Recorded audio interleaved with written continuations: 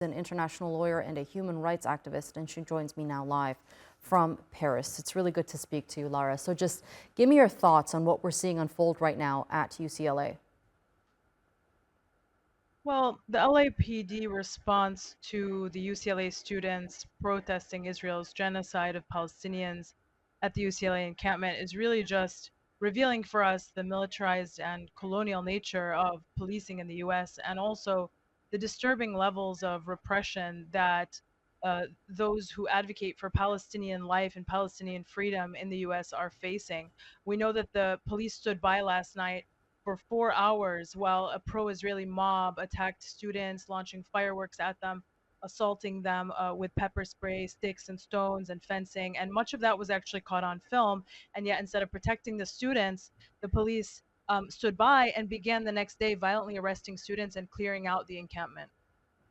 If these scenes were captured in China or somewhere in the Middle East, let's say, the response from the U.S. would be a lot different, wouldn't it, to how they've responded so far to the encampments at these American universities?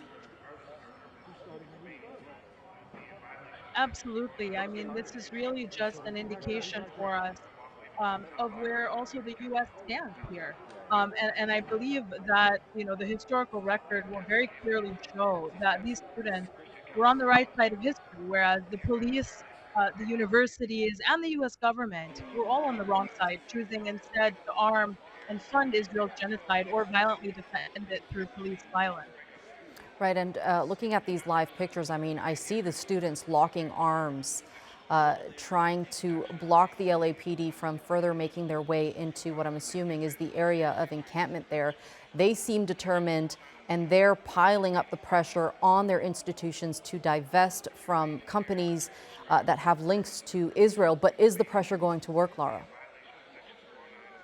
Well, look, I mean, all protest movements require a culmination of efforts, and the grassroots are certainly have the power and need to do their job in putting the pressure on, like you say. And let's remember why the students are doing this in the first place. Israel has decimated most of Gaza in the last 7 months, including every single university in Gaza. They've displaced most of the Palestinians in Gaza. They are starving every single person in Gaza. They've killed over 40,000 people, including 15,000 children. That's what's at stake here. And these students are sending a very clear message that they do not support genocide as a status quo. They believe that people have the right to be free. And they're here to exercise their First Amendment rights, to insist that this genocide must stop. Um, and, they have the right to do that. And really, the response by the police is just it's a searing indictment of American democracy and foreign policy. Just remind us of what these protesters want to see happen, what they expect from their administrators in those negotiations that they've been holding, which I understand they've done little much of.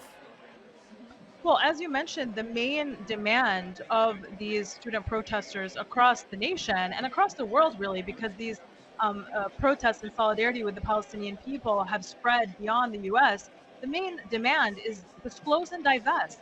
We know that universities in the US in particular have billions of dollars of endowments. They essentially function as investment funds, and they invest tremendously in companies which are complicit in this ongoing genocide, or even worse, they have an active role in this ongoing genocide. So, Israeli security companies, surveillance companies, weapons manufacturers, and the students are asking for investment that is complicit in genocide to cease, and they're asking for transparency. They want to know where their tuition money is going, and they're asking for amnesty as well for all of those students that have been involved in these protests, because what we've seen is the universities crack down very heavily on them, suspending them, kicking them out of student housing, preventing them from having access to their dorms and other university buildings, threatening them with expulsion, and more. And so they're asking for their rights to be preserved.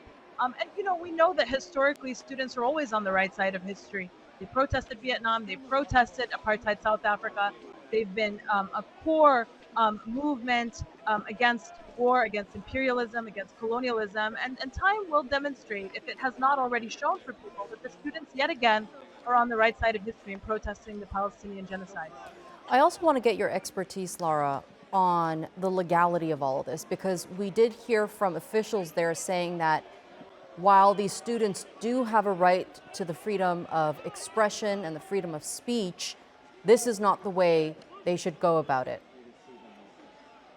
Well, look, I mean, I think, of course, the university administrations and the police, who have by now arrested over 900 people across the nation, are going to have no problem coming up with, laws that these students are allegedly breaking. They're going to accuse them of trespassing on their own university campuses, or they're going to come up with some other charges. But I don't think the question is really the legality of the students' actions in camping out at their universities.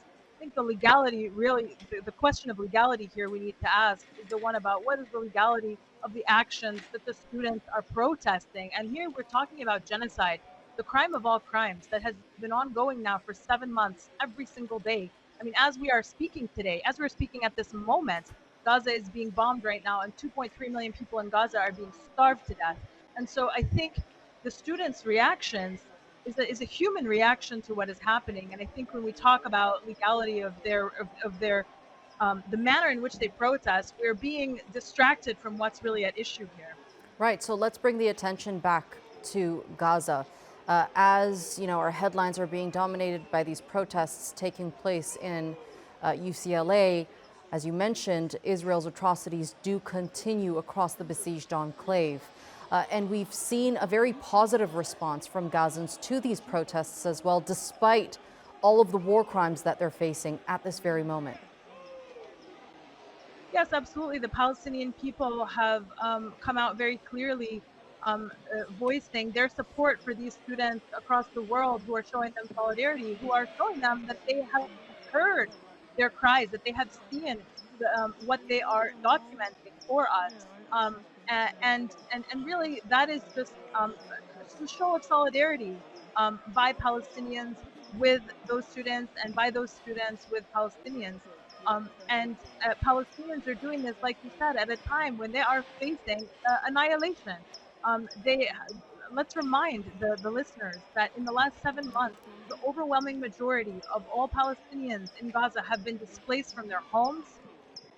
They are facing forced starvation, which, by the way, the International Court of Justice rendered 2 orders on provisional measures requiring Israel to step up the delivery of humanitarian aid in Gaza, and Israel continues to violate those orders. Um, Most people in the northern part of Gaza right now are surviving on 200 some calories a day. We've seen already over 30 children, and that's what's reported only, have died from starvation. And disease is spreading rampantly in Gaza because also the provision of medical supplies is being prevented from entering by Israel. So we're dealing with a humanitarian catastrophe that is totally political in nature. This is man-made. This could end today with one phone call from the Biden administration. And that is precisely why these students are out here. They recognize their university's complicity, but also they recognize the active role that their government is playing in the perpetuation of this genocide. All right, Lara Elborno, thank you so much for being with us here on TRT World and sharing that analysis with us. I appreciate it.